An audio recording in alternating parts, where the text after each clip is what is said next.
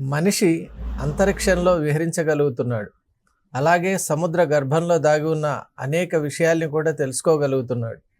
అలాగే కాంగో లాంటి deep and depth ఫారెస్ట్లలో కూడా అక్కడున్న రహస్యాలను ఛేదించగలుగుతున్నాడు. మరి ఇన్ని సాధించిన మనిషిలాగా మాత్రం ఉండలేకపోతున్నాడు. దానికి కారణాలేంటి? ముఖ్యంగా సమాజంలో ఈరోజు అందరూ కూడా తల దించుకోవాల్సినటువంటి కొన్ని అంశాల గురించి ఈరోజు మనం మాట్లాడుకోబోతున్నాం. మనిషికి నైతికత అనేటువంటిది చాలా ప్రధానమైనటువంటిది, ప్రామాణికమైనటువంటిది. ఎప్పుడైతే నైతికతను కోల్పోతాడో ఇక ఆ మనిషిగా పిలువబడటానికి యోగ్యుడు కాదు అని భావించాలి. మరి ఈరోజు సమాజంలో ఏం జరుగుతోంది? మనం ఒక్కసారి కనుక చూసినట్టయితే మనకు భారతీయ న్యాయ సంహితలో స్త్రీలపై జరిగే అత్యాచారాల గురించి సెక్షన్స్ ఉన్నాయి. ఈ మధ్యకాలంలో పోక్సో అనే చట్టాన్ని కూడా మనం తెచ్చుకున్నాం 2012లో. అసలు ఆ చట్టం మనం తేవటానికి గల కారణాలు ఏంటి అని ఒకసారి మనం ఆలోచన చేస్తే దేశంలో నానాటికి పెరిగిపోతున్నటువంటి అత్యాచారాలు, ముఖ్యంగా మైనర్లపై. అసలు మైనర్లపై ఇటువంటి చర్యలు జరగటం ఏంటి? అసలు మన భారతీయ సంస్కృతి ఏంటి? భారతీయ నాగరికత ఏంటి? అలాగే విశ్వగురువుగా చెప్పుకునేటువంటి భారతదేశంలో ఇలాంటి అమానవీయమైనటువంటి సంఘటనలు ఎందుకు జరుగుతున్నాయి? లోపం ఎక్కడుంది? అలాగే ఆ లోపాన్ని గురించి కేవలం తెలుసుకోవడం కాకుండా ఆ లోపాన్ని ఎలా సరిచేసుకోవాలి, సభ్య సమాజం అంతా మళ్ళీ ఒక సక్రమమైన మార్గంలో ఉండటానికి ఎలాంటి చర్యలు తీసుకోవాలి, ఇలాంటి అంశాల గురించి మనం ఇప్పుడు మాట్లాడుకుందాం.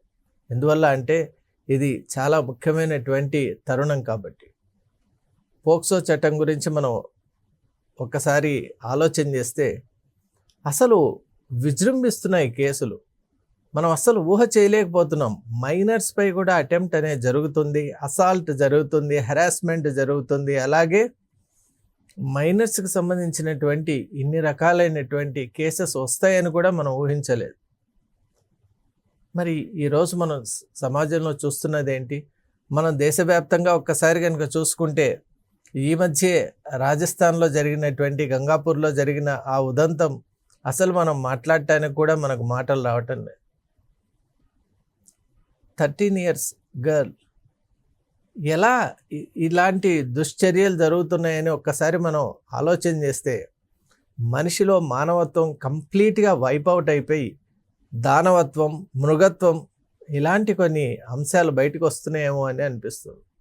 దానికి కారణం ఏంటి? సొసైటీనా, లేకుంటే ఇప్పుడు ఉన్నటువంటి సోషల్ మీడియానా, లేకుంటే వాళ్ళల్లో ఉన్నటువంటి సైకలాజికల్ ట్రౌమానా, ఫ్రస్ట్రేషనా, లేకుంటే వాళ్ళలో ఉన్నటువంటి ఈ అనిమల్ ఇన్స్టింక్ట్ కారణం ఏంటి అని ఒకసారి మనం చూడాలి.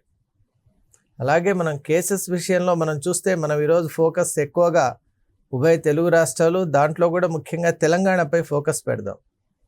అసలు తెలంగాణలో ఒక చక్కటి సంస్కృతికి మూలం ఏది అంటే తెలంగాణ అని చెప్పుకునేవాడు. ఇటు సాహిత్యపరంగా కానివ్వండి, ఆచారాల పరంగా కానివ్వండి, మనం ఇప్పుడే బోనాల్ ఉత్సవం కూడా జరుపుకుంటున్నటువంటి నేపథ్యంలో అసలు తెలంగాణలో బోనాలు, బతుకమ్మ, అలాగే ఇక్కడ ఉన్నటువంటి ఒక అద్భుతమైన సంస్కృతి ప్రపంచ దేశాలు కూడా ఆశ్చర్యపోయేవి. అంటే ప్రకృతితో మమైకమయ్యేటువంటి ఒక సంస్కృతి, ప్రజలందరూ కలిసికట్టుగా ఉండేటువంటి ఒక సంస్కృతి, అలాగే ఆప్యాయతలకు, అనురాగాలకు మారుపేరుగా ఉన్నటువంటి ఒక సంస్కృతి ఈ తెలంగాణ సంస్కృతి. మరి ఈరోజు అటువంటి తెలంగాణ గడ్డపై వికృతమైన ఈ యొక్క దుశ్చర్యలు జరుగుతున్నాయంటే దాన్ని మనం ఎలా చూడాలి? ఇంకోటి, జరుగుతున్నవి కూడా శృతి మించుతున్నటువంటి నేపథ్యంలో ఈరోజు మనం అందరూ మాట్లాడుకుంటున్నాం. ఇక కేసెస్ గురించి మనం గనక మాట్లాడుకున్నట్టయితే కొత్తగూడెంలో అంటే మైనర్లను వంచి నిజంగా అక్కడ ఉన్నది ఒకటైతే వేరొక రకమైనటువంటి ఒక ప్రభావాన్ని అక్కడ వాళ్ళకి కలిగించి వాళ్ళను మోసం చేయటం, ఆ మోసం చేసిన తర్వాత ఎక్స్టార్ట్ చేయటం, ఎక్స్ప్లాయిట్ చేయటం, ఇలాంటి ఒక సీక్వెన్స్ లాగా వెళ్ళిపోతుంది. అలాగే మనం చూసినట్టయితే ఇక్కడ గోదావరి ఖని, అలాగే ఈ కొత్తగూడెం ఉదంతం మనం మర్చిపోకముందే కేపీహెచ్బిలో కూడా జరిగింది. అంటే ఎవరైతే మనకు పరిచయస్తులని మనం అనుకుంటామో వాళ్ళ నుంచి కూడా థ్రెట్ అనేటువంటిది వస్తుందని ఈరోజు మనం చూస్తున్నాం. కేపీహెచ్పిలో జరిగిన ఉదంతం అదే కదా. రేహాన్ అనేటువంటి ఒక వ్యక్తి అక్కడ స్థానికంగా పళ్ళమ్ముతూ ఉంటాడు. మరి అక్కడ చుట్టుపక్కల ఉన్న అన్ని ఫ్యామిలీస్ కూడా తను బాగా క్లోజ్గా ఉంటున్నటువంటి నేపథ్యంలో మనకు ఎవరైనా ఒకరు పరిచయం అయ్యారంటే మనం వాళ్ళని సహజంగా నమ్మేటువంటి ప్రయత్నం చేస్తాం. మరి ఆ నమ్మకాన్ని వాళ్ళు నిలబెట్టుకోకుండా ఇటువంటి దుశ్చర్యలకు కనుక పాల్పడితే మరి సమాజం వాళ్ళని ఏ విధంగా శిక్షించాలి, అలాగే చట్టాలు వాళ్ళని ఏ విధంగా శిక్షించాలి, ఇవన్నీ కూడా ఇప్పుడు మనం తెలుసుకుందాం. ఇక ఇవే కాకుండా మనం చూస్తున్నాం, మనం అసలు అన్నిటికంటే ముఖ్యమైనటువంటిది షాబాద్ కేస్. అది మనం మర్చిపోరాదు. రాజ్ కుమార్ అనేటువంటి ఒక అసలు ఆయన్ని ఏమనాలో కూడా అర్థం కావటం లేదు. అంటే మానవ రూపంలో ఉన్నటువంటి మృగవనాలో లేకుంటే ఒక రాక్షస అంశతో ఉన్నటువంటి మనిషి అనాల్లో అసలు మానవత్వమే లేనటువంటి ఒక రూపం అని మనం చెప్పుకోవచ్చు.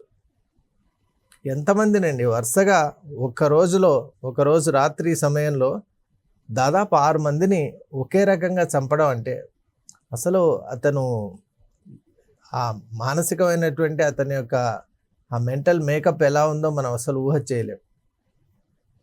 ఇలా మనం కేసెస్ కనుక చూసుకుంటూ పోతే ఇక్కడ లిస్ట్ చూసారా, ఎండ్లెస్గా ఉంది.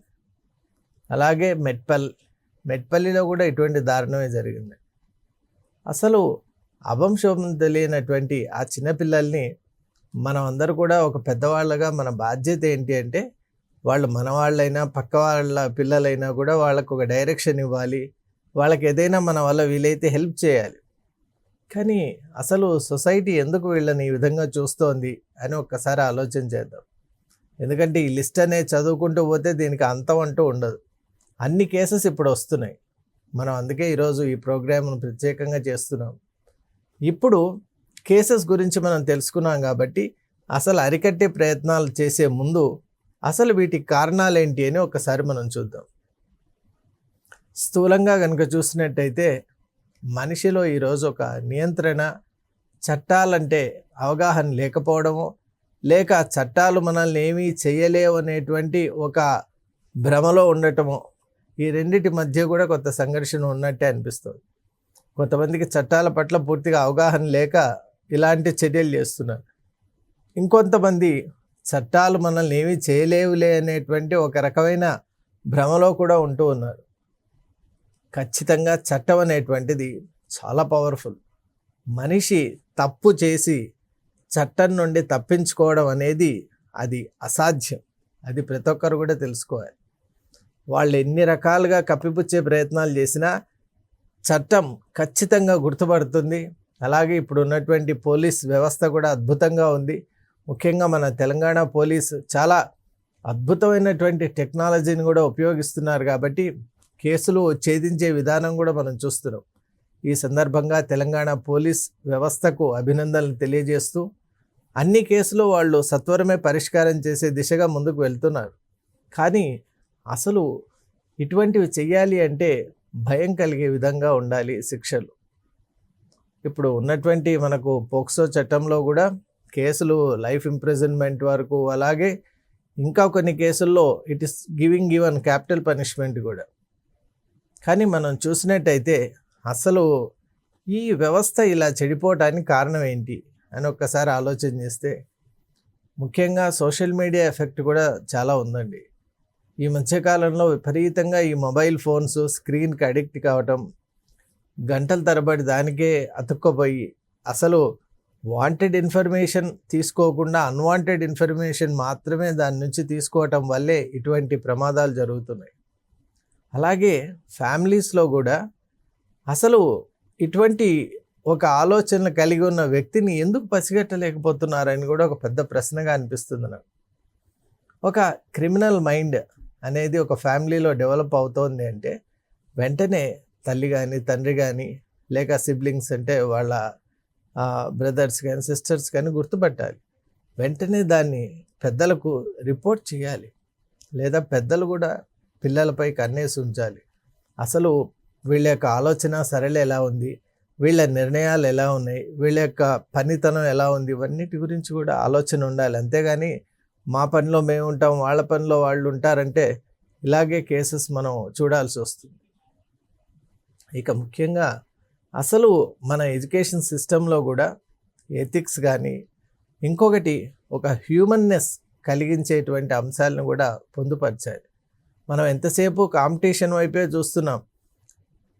ఐఐటి జేఈఈనా, లేకుంటే మనకి నీట్ ఎగ్జామ్లోనా, లేకుంటే క్యాట్ ఎగ్జామ్లోనా, క్లాట్ ఎగ్జామ్లోనా, దేంట్లో సీట్ రావాలి, శాట్ ఎగ్జామ్లోనా, ఇదే చూస్తున్నాం. కానీ అసలు అబ్బాయి కానీ అమ్మాయి కానీ నైతికంగా ఎదుగుతున్నారా, వాళ్ళల్లో మంచి ఆలోచనలు వస్తున్నాయా, వాళ్ళు ఎటువంటి పరిసరాలకు అట్రాక్ట్ అవుతున్నారు, ఎటువంటి ప్రభావాలకు లోనవుతున్నారు, ఇవన్నీ కూడా ఆలోచన చేసే సమయం పేరెంట్స్కి లేదు. చాలామంది అటు ఆలోచన చేయాలంటే కూడా ఇష్టపడటం లేదు.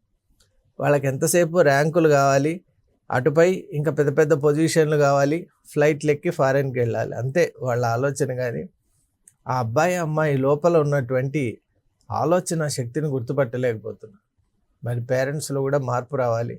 అలాగే సమాజం కూడా ఇటువంటి దురాగతాల్ని ధైర్యంగా ఎదుర్కొని రిపోర్టింగ్ కూడా ఉండాలండి. ఈరోజు నాకు నిజంగా అనిపిస్తుంది, మీతో షేర్ చేసుకుంటున్నాను. మనం వింటున్నటువంటి కేసెస్ ఏదైతే ఉన్నాయో they are only the tip of the iceberg అని నాకు అనిపిస్తుంది. అంటే ఐస్బర్గ్లో మనం ఒక 1/3 మాత్రమే పైకి చూస్తాం, 2/3 లోపల ఉంటుంది సబ్మెర్జ్డ్ ఇన్ వాటర్. మరి ఇప్పుడు రిపోర్టెడ్ కేసెస్ 1/3 ఉంటే అన్రిపోర్టెడ్ కేసెస్ 2/3 ఉన్నాయేమో అని నాకు అనిపిస్తుంది. దీన్ని బట్టి రిపోర్టింగ్ వ్యవస్థ కూడా, అంటే ఏదైనా ఒక క్రైమ్ జరిగినప్పుడు అసలు దాన్ని బయటికి చెప్తే సోషల్గా ఎలా తీసుకుంటారో అన్న భయానికి, ఇంకోటి విక్టిమ్స్ కూడా ఎవరైతే ఉన్నారో వాళ్ళు మాటికి అసాల్ట్ కూడా గురవుతున్నారు. కారణం ఏంటి, చెప్తే ఏమంటారో అటువంటిది కూడా తీసేయాలి. ముఖ్యంగా స్టూడెంట్స్కు కౌన్సిలింగ్ అనేది జరగాలండి. బోత్ బాయ్స్ అండ్ గర్ల్స్కు ఈ యొక్క అవగాహన అనేది కల్పించాలి. ముఖ్యంగా ఫర్ గర్ల్స్ ఏంటి అసలు ఇటువంటి సందర్భం ఏర్పడినప్పుడు, అనుమానం వచ్చినప్పుడు వాళ్ళు ఎలా రియాక్ట్ కావాలి, ఎవరికి రిపోర్ట్ చేయాలి, ఇంకోటి రిపోర్ట్ చేయటం వల్ల భయం అనేటువంటిది కలగకుండా వాళ్లకు ముందుగానే వాళ్ళ మైండ్ సెట్ అనేది రెడీ చేసి పెట్టాలి. అంటే ఇలాంటి క్రైమ్ జరుగుతుందేమో అని అనుమానం వచ్చినప్పుడు ఎలా వాళ్ళను వాళ్ళు ప్రిపేర్ చేసుకోవాలి. అలాగే నియరెస్ట్ పోలీస్ స్టేషన్తో లింకప్ కానీ, ఎందుకంటే ఈ మధ్య ఫోన్లు అనేవి కొంత పెద్దవాళ్ళైన ప్రతి ఒక్కరి చేతిలో ఉన్నాయి కాబట్టి స్కూల్స్ కూడా గమనిస్తూ ఉండాలి. మనం చూసాం కొన్ని స్కూల్స్లో కూడా ఇటువంటి దురాగతాలు జరిగాయి. మరి కంచే చేను మేసినట్టు అటువంటి దురాగతాల గురించి మనం ఏమని మాట్లాడుకుంటాం. మనం చూసాం, చాలా పెద్ద కేసు అయింది. అంటే ఒక minor, she was assaulted repeatedly, that too over a period of time, ఒక 6 months 1 year అట్లా she was given such bad treatment. మరి వీటికి స్కూల్ కూడా అటువంటి క్రిమినల్ను వెనకేసుకొని వచ్చినటువంటి ఒక నేపథ్యం కూడా మనం చూసాం. సొసైటీ కూడా మా పిల్లలకు ఒక రకమైనటువంటి నీతి, పరాయి పిల్లలకు ఇంకో రకమైనటువంటి నీతి అనే భావన ఉండకూడదండి. పిల్లలు ఎవరింటి వాళ్ళైనా సరే మనం వాళ్ళ యొక్క ఆ పసితనాన్ని గుర్తించాలి, గౌరవించాలి. కాబట్టి అందరూ మన పిల్లలు అనే భావంతో ఎప్పుడైతే ఉంటామో, ఎక్కడైతే మీరు ఒక సంఘటన అలాంటిది డౌట్ఫుల్గా ఉంటే మీరు చేసి పట్టుకోని అవసరం లేదు, ఇమ్మీడియట్లీ రిపోర్ట్ ఇట్. మీకు ఎక్కడైనా ఏదైనా అనుమానం ఉంటే వెంటనే రిపోర్ట్ చేయాలి. అప్పుడు నిజంగా మీరు ఆ కేసు విషయంలో ఎంతో హెల్ప్ చేసిన వాళ్ళు అవుతారు. ఇంకోటి, పోలీసులకు ఎవరైతే ఇటువంటి విషయాలు తెలియజేస్తారో, అలాగే ఈవెన్ ఇన్ కోర్ట్స్ కూడా ఇన్ కెమెరా ప్రొసీడింగ్స్ అని జరుగుతూ ఉంటాయి. కాబట్టి ఐడెంటిటీ అనేది బయటికి చెప్పరు. ఎందుకో ఆ చైల్డ్ యొక్క ఫ్యూచర్ దెబ్బతినకూడదు అనేటువంటి ఒక భావనతో అటువంటి ఒక కన్సీలింగ్ ప్రొటెక్టివ్ సిస్టమ్స్ కూడా ఇప్పుడు మన జ్యుడిషియల్గా చాలా ఉన్నాయి మనకు. అంటే ఒక అద్భుతమైన న్యాయ వ్యవస్థ అండి భారతీయ న్యాయ వ్యవస్థ.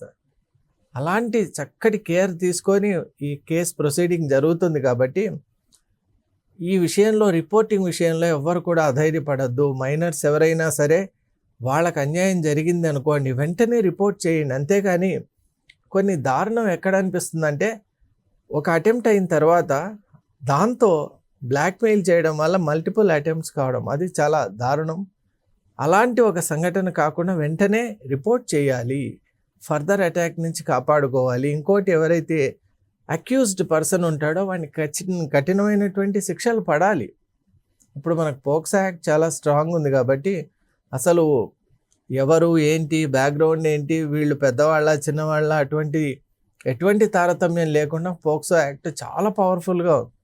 అందువల్ల ఈ యాక్ట్ కింద పవర్ఫుల్ సెక్షన్స్ ఉన్నాయి కాబట్టి వాటిలో బుక్ అయ్యాడంటే ఇప్పుడు లైఫ్ ఇంప్రిజన్మెంట్ కానీ ఇంకా పెద్ద పెద్ద శిక్షలు పడే అవకాశం ఉంది. అలాంటి శిక్షలు పడి సత్వర న్యాయం వచ్చినప్పుడు సమాజంలో కూడా ఒక భయం కలుగుతుంది. అంటే ఇలా చేసినప్పుడు ఇలా జరుగుతుంది కాబట్టి చేయరాదనేటువంటి ఒక భయం కూడా కలిగించాలి. సమాజం కూడా పోకడలు ఇవన్నిటిని మానుకోవాలి. ముఖ్యంగా గర్ల్స్ స్టూడెంట్స్ కానివ్వండి, హాస్టల్స్లో ఉన్న వాళ్ళని కేర్ తీసుకోవాలి. అలాగే ఇళ్లలో కూడా వాళ్ళ మూమెంట్ని ఎప్పుడు గమనిస్తూ ఉండాలి. అలా అని చెప్పి వాళ్ళను పూర్తిగా బందీలాగా మార్చమని నేను చెప్పటం లేదు. కానీ వాళ్ళకి ఫ్రీడమ్ ఇచ్చినా కూడా మనమంతా మనం ఏ టైంలో బయటికి వెళ్తున్నారు ఎప్పుడు వస్తున్నారనే ఒక అవగాహన అయితే మనకు ఉండాలి. ఎందుకంటే వాళ్ళకి ఎప్పుడు మన అవసరం వస్తుందో మనకు తెలియదు కాబట్టి అటువంటి అవసరం ఏర్పడినప్పుడు రియాక్ట్ కావడానికి కూడా రెడీగా ఉండాలి. ఇలా సొసైటీలో ఉన్నటువంటి ప్రతి ఒక్క మనిషి ఆలోచిస్తూ పోతే, అలాగే సొసైటీలో ఉన్నటువంటి వాళ్ళు ప్రతి ఒక్కరు కూడా ఇటువంటి సంకల్పంతో ముందుకు గనక వచ్చినట్టయితే క్రైమ్స్ అనేవి తగ్గిపోతాయి. అసలు కొన్ని అరాచకాలు చూస్తే అసలు ఎలా చేశారు, వీళ్ళ ఆలోచన విధానం ఏంటి అని అనిపిస్తుంది. సోషల్ మీడియా కూడా ఈరోజు నిజంగా సోషల్ మీడియా అంటే మనం దాంట్లో కంటెంట్ను మనం క్రిటిసైజ్ చేయటం లేదు, మంచి చెడు రెండూ ఉన్నాయి కాబట్టి మన డిస్క్రిమినేషన్ బట్టి మనం వెళ్ళాలి. కానీ అన్వాంటెడ్ కంటెంట్ను కేవలం వాళ్ళ వ్యూస్ కోసం, లైక్స్ కోసం, ఇన్కమ్ కోసం, రెవెన్యూ కోసం అన్వాంటెడ్ కంటెంట్ పుష్ చేస్తున్నారు. మీరు సొసైటీని డీజనరేట్ చేసే కంటెంట్ పుష్ చేయటం వల్ల మీకు డాలర్స్ రావచ్చేమో, కానీ మొత్తం మన సమాజం అంతా కూడా డివాస్టేట్ అయిపోతుంది, డిస్ట్రాయ్ అయిపోతుంది. మీ డాలర్స్ ముఖ్యమా, ఈ డిస్ట్రక్షన్ కాకుండా ఉండటం ముఖ్యమా అని మీరు ఒక్కసారి బేరీ చేసుకోవాలి. ఎందుకంటే ఇప్పుడు సోషల్ మీడియా అనేది యాక్టివ్గా ఉంది కాబట్టి definitely everyone is pushing the content. మీరు ఆలోచన చేయండి, మీరు చేసిన కంటెంట్ వల్ల మీ ఫ్యామిలీలో ఎవరికైనా ఇబ్బంది అయిందనుకోండి, మరి అప్పుడు మీరు ఎలా ఫీల్ అవుతారో అలాంటి ఫీలింగ్తోనే మీరు ప్రొసీడ్ కాండి. Try to give good content. అలాగే ఈ మన పోలీస్ వ్యవస్థ కూడా అవేర్నెస్ ఈ యొక్క కార్యక్రమాలు మొదలుపెట్టాలి. మీడియాలో కూడా మీడియా పాత్ర కూడా చాలా ఉందండి. అందువల్లే ఈరోజు మనం ఈ కార్యక్రమం చేసుకుంటున్నాం.